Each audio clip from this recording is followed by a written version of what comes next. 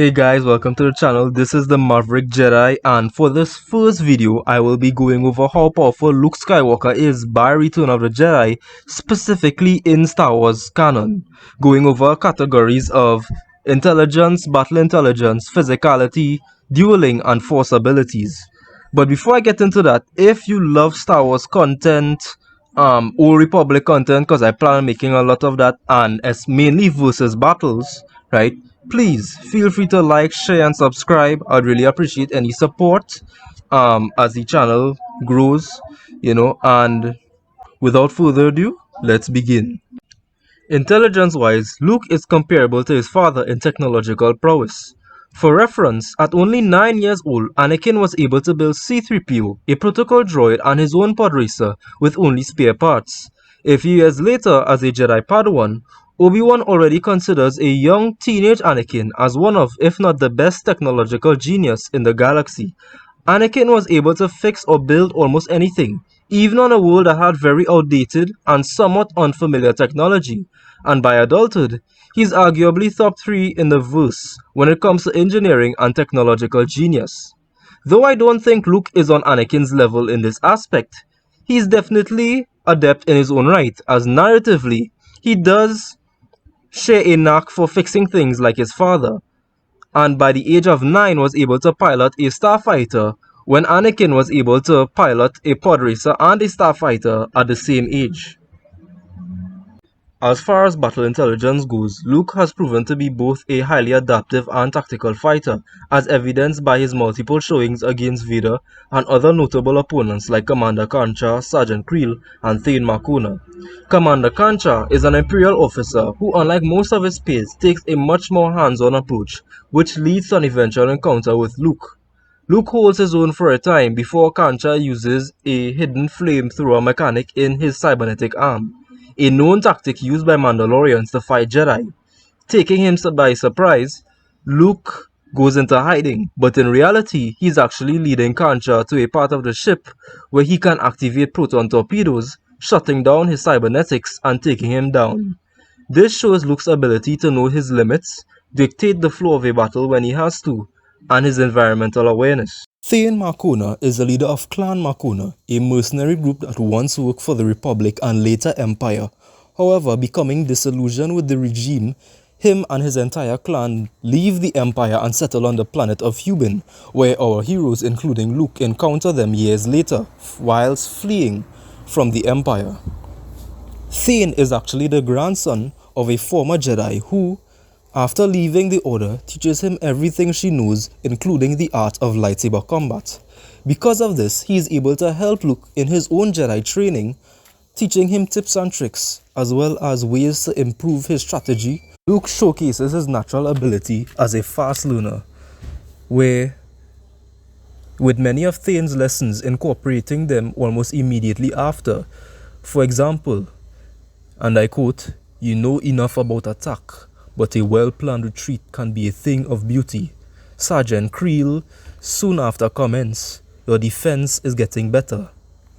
And that brings us to Sergeant Kreel. Sergeant Kreel is the leader of Scar Squadron, the Imperial elite stormtrooper force that basically the Imperial version of Bad Batch, right? So, pretty cool. Nonetheless, he is first introduced as the Game Master, which is basically the enforcer for Gracchus the Hutt, where he trains fighters to go into an arena deathmatch, right? However, the entire time he was actually a spy or secret agent of the Empire. And Scar Squadron composes of members who are veterans, so each of them are pretty well-seasoned combatants, right? Each of them has seen warfare a lot and really decent strategists. So, Kreel, what sets him apart from the rest of them is that despite being non-force sensitive, he has a knack for lightsaber combat, so he uses a lightsaber a lot. And as the Game Master, Kreel has stomped Magna Guards and consistently trained with them, Magna Guards being able to fight evenly with Jedi Knights and even Jedi Masters at times. Luke and Kreel fought multiple times with time gaps in between, so each time they fight, Luke is basically getting stronger and stronger as the story progresses. As his many adventures, he's getting more accustomed to using the lightsaber, trusting in the Force, Jedi stuff, all that. So by their third encounter, Luke is able to beat Kreel by use of the environment. They were fighting on the planet of Crate, which is explained to be very similar to Tatooine.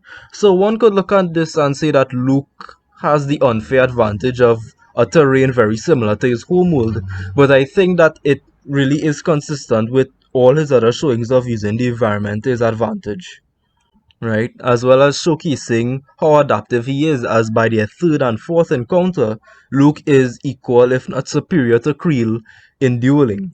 And we see this later on when Luke is able to adapt to Vader's fighting style. Eventually, when Empire Strikes Back, he holds his own for some time, and in Return of the Jedi, he's able to match Vader. And I'll get to that in the Dueling section, a little more in depth, right? But this is really just to give a basic understanding of Luke's tactical ability as a fighter. Strength-wise, Luke is consistently relative to Vader by Return of the Jedi, able to bat away his strikes with his raw strength. He is also capable of lifting Vader's full weight, as we see when the novel actually explains that when Sidious dies, the energy released was actually pulling Vader down with him, so Vader would have fallen to his death if not for Luke pulling him. Luke goes on to drag Vader's weight, to until they reach the hangar bay. So all of this kind of pointing towards the fact that Luke is consistently relative to Vader. When enraged, he is able to rock Vader's defenses and eventually overpower him with his strikes. In terms of speed, Luke is consistently able to defend against blaster-wielding assailants even before Empire Strikes Back, where he has little Jedi training. He largely picks up the skill on his own, right out of his own intuitive ability. Blasters being compared or relativistic to the speed of light in both canon and Legends continuity consistently, with even Force sensitives being able to react to faster than light speeds, which the Rise of Skywalker novel explains concerning most pilots traveling through hyperspace. Han Solo likewise is able to navigate out of hyperspace, right, where in The Force Awakens he basically maneuvers the ship immediately as it jumps out of hyperspace into Starkiller Base, as in order to enter into Starkiller Base you need to be traveling at faster than the speed of light to bypass the shield, right? Anything slower would be deflected, right? So Han accomplishing this feat should be in the millions of times faster than light ranges, right? Vader, being Force sensitive, of course, would scale far above this in speed. He has navigated through hyperspace, for example, and was able to avoid all obstacles in the process. This is seen in the Throne Alliance novel, right? And of course defending from multiple blasters, which, as already explained concerning the speed of blasters, would make this much above the speed of light given it's from multiple opponents. Obi-Wan and Anakin, long before their prime, this is only a short time after Attack of the Clones, are able to react in milliseconds and move way above the speed of light, right? And even move as if time has basically slowed completely, right, against these same blasters as well. So Vader, of course, would scale far above these versions of Obi-Wan and Anakin, especially, right, in speed. And to add to this, Vader in canon isn't as restricted as his Legends counterpart when it comes to his suit.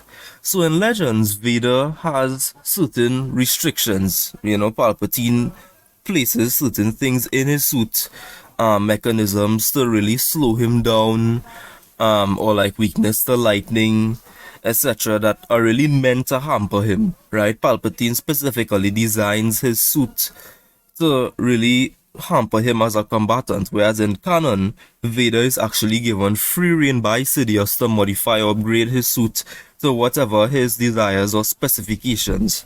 This makes Vader, especially in canon, a much more dangerous opponent, since he doesn't have as many restrictions on his suit.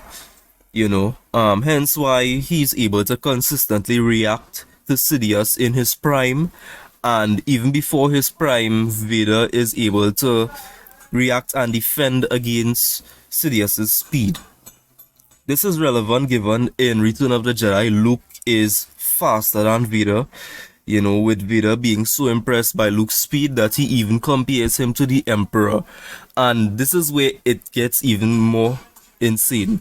Vader, at this point, actually is so convinced of Luke's speed that he thinks it possible that the boy could kill the Emperor, right? With him believing Luke is not ready, not necessarily because he can't do it, but because he thinks that there is still a possibility that Luke would not give in to the dark side if he were to kill the Emperor now, right? And so he wants to guarantee Luke's turn to the dark side by training him as a Sith first before he kills the Emperor.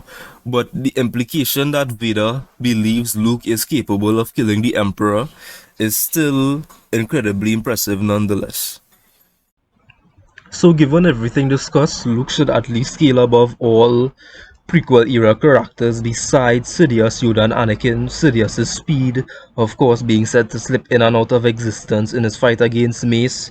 Yoda is relative to that, and Anakin being said to be the fastest of his era, right? At his best, Luke would scale to the Emperor in speed if you were to take his statements from Vader being impressed by his speed and comparing him to the Emperor into account. Luke's durability is seriously underrated, as he's basically been through it all. Whether it's savage beatdowns to taking multiple stab wounds or tanking literal explosions, then continuing to fight like it's nothing, all even before Empire Strikes Back, Luke by Return of the Jedi is a monster durability-wise, given he would have far greater force augmentation, therefore far greater resistance to injury, right? This is also evidenced by his easily greatest feat of durability, where he's able to take the Emperor's lightning. For reference, this same Sidious was able to one-shot the Summa Veminoth. The Summa Veminoth, based on its reputation from the StarWars.com databank, we could say that it's around mountain level, right? So the Summa Veminoth, also, especially given its size, we could also say it's at least around mountain level. So Sidious is able to casually one-shot a mountain level creature, right? And Luke being able to take Sidious's lightning in much greater intensity would scale far above mountain level in durability. But to put this further into perspective, Sidious has also been able to completely master and control the full power emanating from the Kyber mountain that would later power the Final Order fleet, with one ship being able to destroy an entire planet and the fleet being made up of hundreds of ships. Even at a low ball, Sidious is star system level of power in terms of attack potency. Of course, I did not say destructive capacity. Destructive capacity is different. Destructive capacity means that Sidious does not necessarily have the ability to destroy an actual star system, given his power would not be able to encompass that wide space and mass, right? But in terms of AP, so say for example, if Starkiller Base which is star system level, were to fire at a being and that being were to survive a blast from Starkiller Base, Sidious would actually still be able to harm this being, given he scales at least in the star system level in terms of his raw power, right? The power that he can emanate. So Luke being able to take Sidious's lightning, especially in great intensity, when Sidious was ultimately aiming to kill him, really points to the fact that Luke at his best is star system in terms of, or star level then, in terms of how much power he can take. Luke also goes on to, he's completely fine after this, relatively fine. There are no lasting effects on his body after Vader saves him. Of course, Luke would have eventually died if Vader did not save him, but it's still extremely impressive nonetheless. His stamina is definitely not lacking, given he consistently trains for hours against training remotes or with Yoda. His agility is also among the best, as he's directly compared to Anakin in the head-to-head books, and Vader is also impressed by his agility in ESB.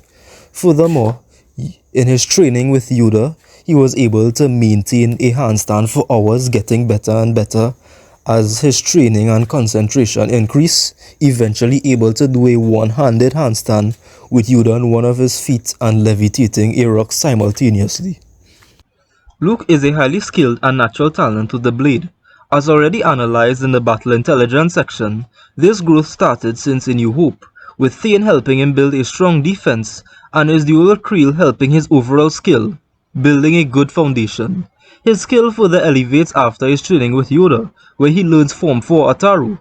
Ataru is predicated on using your entire body as a weapon and often involve a lot of agile-based movesets, which falls in line with what was discussed in the agility section concerning Luke, and Yoda's main style of combat being Ataru. His skill is refined even further as his main style of combat is Form 5 Gem So and Shien variants. Shien serving for expert blast deflection and Gem So from his various duels with Vader. Vader, whose own style was heavily grounded in Gem So, which is predicated on a strong defense with an even stronger offensive counter. This, coupled with Vader's more grounded fighting style, also makes sense as Luke, being the adaptive fighter that he is, was able to adapt to Vader to the point of almost mimicking him in overall skill and style.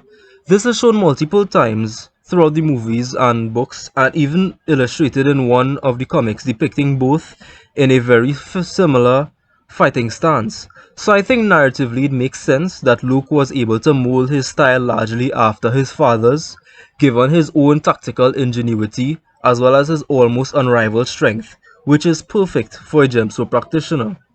Other forms of combat he specialized would include Shicho Form 1, the first and most basic form of combat taught to all Jedi initiates. It involves basic sequences when it comes to offense and defense, and is particularly good against multiple opponents. And Sarisu, which Luke would have learned more intuitively when molding his defense over time in battles against Kreel, Thane, and Vader. After getting more training and more powerful as the story progresses, he is eventually able to put up stonewall defenses against Vader in their final encounter in Return of the Jedi. This is consistent as even when Luke's lightsaber is inactive, he's still able to defend against a sudden assault by Vader.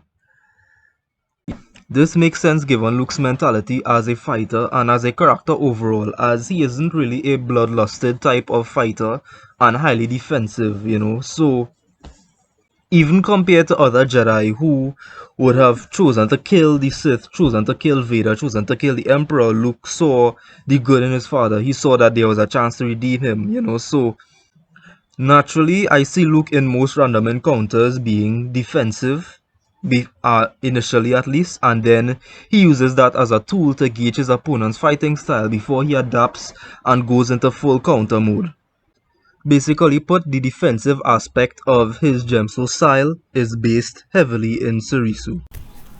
But the boy was strong. If it came at last to blows, yes, he would destroy Luke. He could no longer afford to hold back as he once had. But if winning meant he had to kill a boy who wouldn't fight, then he could do that too. But if the son holds any reluctance at the clash, the father seemingly does not. Darth Vader presses forward. This is a battle of equals. For the first time, the thought entered Vader's consciousness that his son might best him. The young Jedi has grown in the interim, but if there is any true advantage, it seems to have shifted to him. So here we clearly see a few of multiple statements. There are many others that point towards the fact that Luke was both an equal and a legitimate threat to Vader, and that Vader was at his prime and not holding back. I think where people often get confused is that in the movie it shows Luke telling Vader that he senses the conflict in him, but it was actually explained in the novelization that, again, multiple times, that Vader was fully willing to kill his son. And when Luke tells him this, Vader is actually angry at the false accusation that Luke makes, right? And so he tries to kind of prove that he is willing to kill his son, when in the movie it also even shows it where he says, if you will not fight, then you will meet your destiny, right? And he throws his lightsaber at him, and if Luke just stood there, he would have died. But Luke has to actually move out of the way in order to stay alive, right? But what the novelization actually does explain is that immediately after that, when Luke goes into hiding, it is at this point where Vader actually starts to become conflicted. It's where he actually starts to really, with that breathing space, he kind of contemplates everything. And it's this point where he now gets conflicted. So again, throughout the battle, they were equals. They were consistently equals. And Luke was even holding back at points, right? So it kind of goes both ways. Whereas Vader did not become conflicted until this point in the fight where they aren't even fighting. There's this breathing space going on. And after this is where Luke becomes enraged and he eventually overpowers Vader.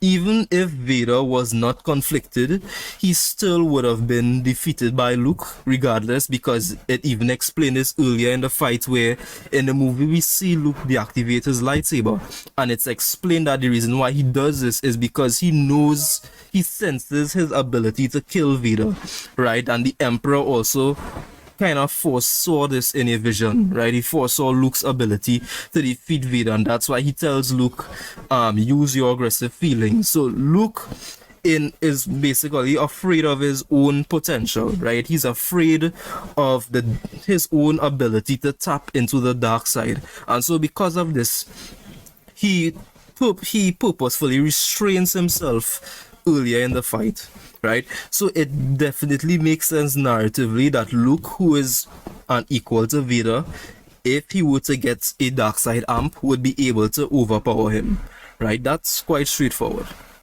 As the son of the chosen one, Luke boasts immense potential in the Force, surpassing everyone besides his father and his sister. Even before Empire Strikes Back, Luke has always had great sensory abilities, able to sense Vader's presence consistently and multiple disturbances in the Force. He was also able to sense the emotions of others, called Force empathy, which he inherited from his father, who was able to sense the emotions of others largely because of his choice to embrace his own emotions, unlike most of the prequel-era Jedi who chose a more robotic approach to completely ignore such things. Luke likewise opening himself up to his emotions, specifically that of compassion, love for his family, and sometimes even anger, as he isn't entirely beholden to the rigid dogma of the prequel-era Jedi. Luke inherited battle sense from his father, the ability to see attacks before they happen, as Anakin was able to sense almost every shot fired from his opponents, even in large battlefields. This comes from their great potential in the Force, able to perceive future in battle or in events. These visions allowed him to see a possible future with him killing Vader and taking his place at the Emperor's side. In terms of telepathy, Luke is a highly advanced telepath, able to use Jedi mind trick, animal kinship, also known as beast control, and even read Vader's mind. The young Jedi gaze at Vader with complete calm with many layers of vision. In fiction, especially in Star Wars, when it says many layers of vision, this isn't just referring to the physical but the more ethereal aspect. So in the case of Star Wars, that would mean Luke was surveying Vader on many layers of reality, such as emotional, mental, and possibly even spiritual state, along with his physical, which goes to show Luke's mastery at this point. He is also a practitioner for stealth, being able to hide his presence from Vader on the Death Star, and almost was successful in cloaking his thoughts from the Emperor's telepathy. In terms of willpower and hack resistance, Luke is able to resist and purge himself of the mind control and influence of both the Abelson symbiote and Eternal Rule artifact respectively. An Abelson symbiote is basically a mind control bug, and Eternal Rule is a crystal that houses the consciousness of an ancient Jedi, Luke being able to resist both, right?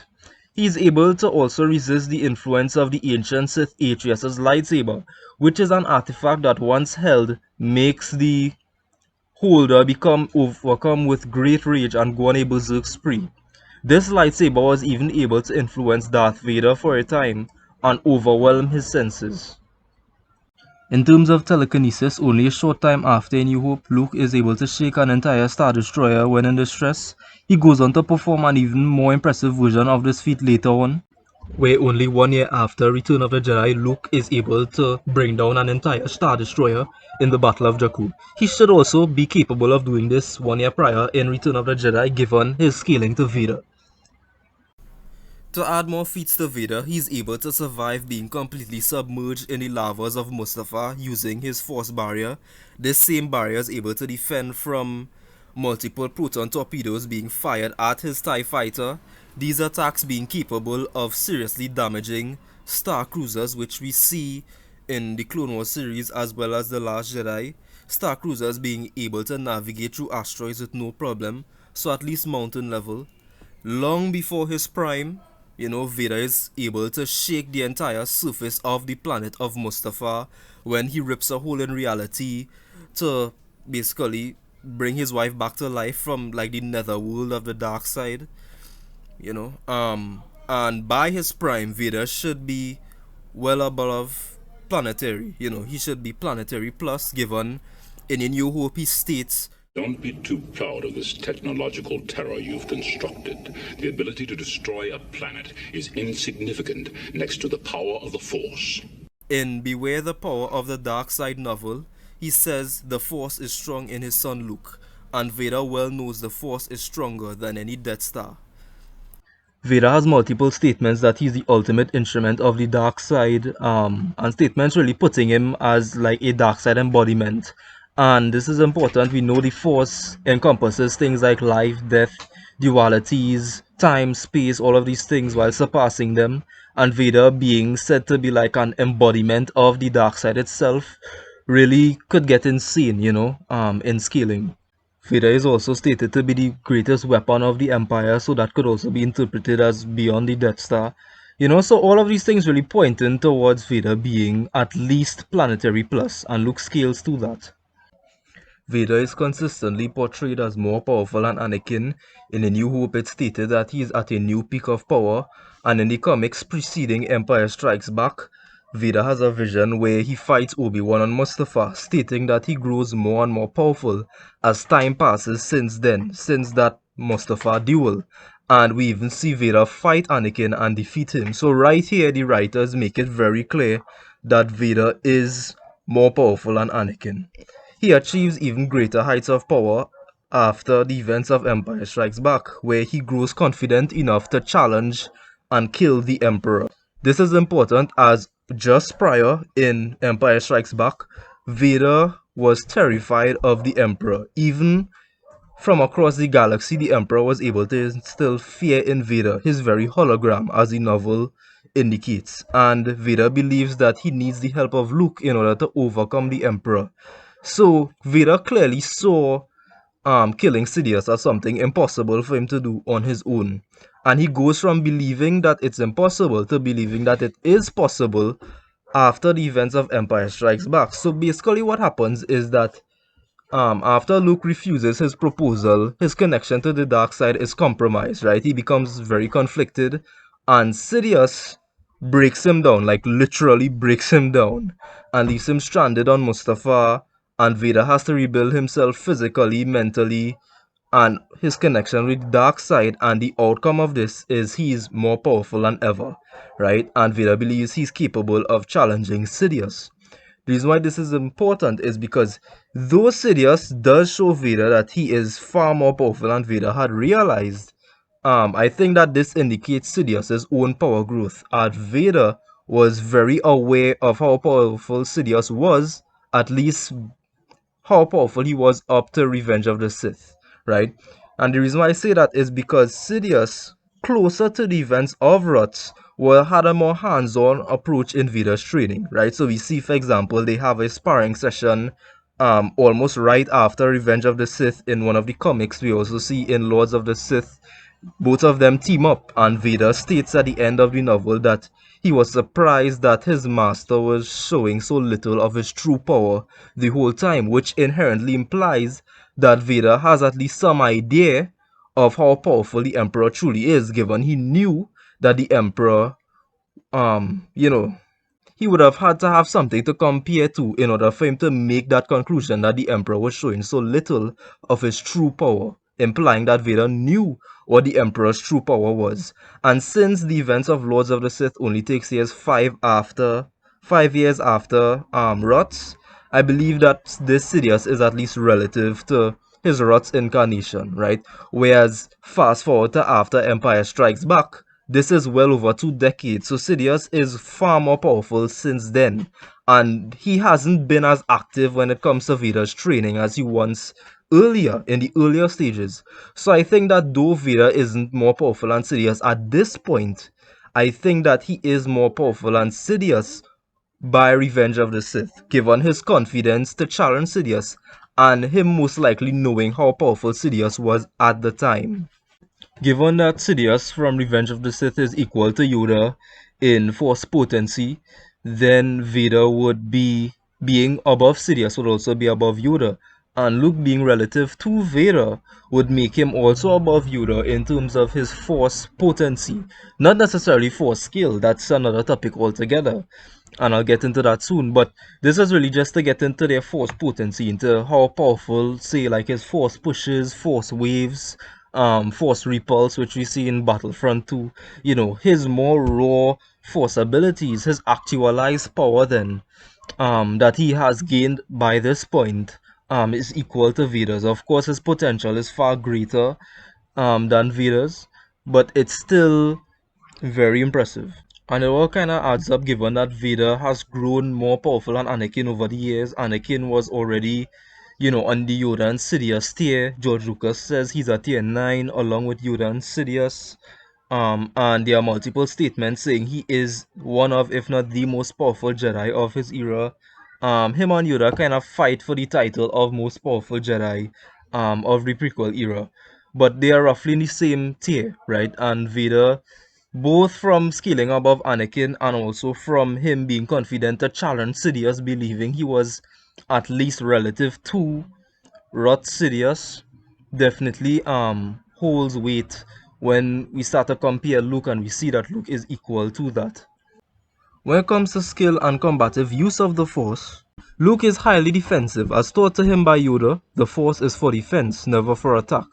Though Luke didn't entirely adhere to this, he does value Yoda's lessons to a high degree, and we even see him trying similar teaching methods on Grogu in The Mandalorian. And it also adheres to Luke's own philosophy and character for him to practice restraint as a Jedi. His defenses should hold up against Vader, given that the comic adaptation states no advantage is to be awarded to any fighter outside of Dueling, in which case Luke had a slight edge. This implies that Vader's Force Onslaught, which he has showcased many times in fights, or even against Luke himself in Empire Strikes Back, will be much less effective against the Luke of Return of the Jedi. Luke was also able to temporarily use Force Deflection to deflect the Emperor's lightning, which is incredibly impressive given the scaling of Sidious, as stated earlier, and showcases his intuitive ability, as he had never encountered lightning before, and most likely developed Force Deflection as a natural response. Nonetheless, he isn't entirely beholden to the rigid prequel era dogma, so isn't afraid of using darker abilities like Force Choke or Force Crush. Still, he always practiced restraint in this aspect, as he never fully embraced the dark side, so he wouldn't be as lethal or as effective as a Sith Lord like Vader, or as skilled or ingenious as his father, due to his inherent lack of experience. The reason for this massive power growth within such a short time, being able to match Vader within only a year after ESB, is due to two major factors. The first and most obvious being his innate potential as the son of the Chosen One, and the second but equally important reason being his mentality and willingness to let go of those negative emotions and hindrances that may affect his connection to the Force. It's explained in ESB that when Luke is able to let go of the emotion of pride, he is able to feel the flow of the Force in far greater effect. And we all know how Anakin was never fully able to let go of his pride. Though Anakin goes through massive power growth in the 3-year Clone War, his connection to the Force, specifically the light side, has always been hindered mentally and emotionally by many things, whether it be his pride, his relatively limited mindset due to the rigid Jedi Order that he served under, and his building up rage against the Jedi Council over the course of the war. These things which ultimately hindered his ability to fully open up to the Force in a way akin to a true Jedi. Luke, however, did not possess the same burdens, having instead overcome his own and trusted the Force in a way Anakin was ultimately never able to truly accomplish, and in doing so, tapped into much greater reserves of his potential within a much shorter time frame. Taking all categories into account, Luke is definitely one of the most powerful characters in the entire verse and seriously underrated, especially this specific version of him. But before I close off, just one more statement just to go over, right? And this is where things could get really interesting. So in a certain point of view novel, Sidious basically has a vision of Luke becoming his apprentice and killing him. He also warns Vader about this, which we see in Empire Strikes Back, where he tells him that Luke is a threat to both of them and he's adamant that Luke could destroy them. At the end of Empire Strikes Back, Vader tells Luke, "Luke, you can destroy the Emperor. He has foreseen this." And it all comes full circle in Return of the Jedi, where Vader flat out tells Luke, "You are as powerful as the Emperor has foreseen." So based on how you interpret this, the way how it all connects and the way how consistency wise Sidious has always seen Luke as a threat to him at this point, even in the speed section as discussed earlier, Vader believes Luke is capable of killing the Emperor already, So you can definitely argue that Luke is even capable of killing Emperor Palpatine, right? Which is insane. But I personally wouldn't believe this. I think that consistency wise, Luke is on Vader's level. However, where I do think that these statements can apply is with dark side Luke, right? Given that they were ultimately aiming to turn Luke to the dark side, and in Sidious's visions, Luke embraces the dark side and becomes his apprentice. So this is where I kind of pose my question to you all. Like, how powerful do you think dark side Luke could be? Do you think he would be able to kill Emperor Palpatine as the Emperor had foresaw in his vision, as Vader also believed? Or do you think that that isn't necessarily the case? Do you think that he's just right above Vader? It'd be really interesting to hear your thoughts on this. But just to give a little more context behind that theory, when Luke embraces the dark side, we see that he's able to defeat Vader within a relatively short time. Though you can argue that, as I mentioned earlier, that at this point, Vader may have been somewhat conflicted. I do think that even without Vader being conflicted, he would have been able to accomplish the same, given that earlier in the fight, it's already stated that, for where the Emperor tells him uses aggressive feelings, that Luke right there senses that he could have killed Vader if he wanted to, but that is why he had to restrain himself. So I do think that dark side Luke is a pretty interesting, hypothetical scenario. So I'll be really interesting to hear what you guys think. And before I go, would just like to say that I'm really excited for the future of this new channel. Have a lot of ideas and content, for you guys, and maybe as the channel grows, I could even get suggestions, in terms of versus matchups, all of that, and would really appreciate any support that comes. With that said, may the force be with you, and have a nice one.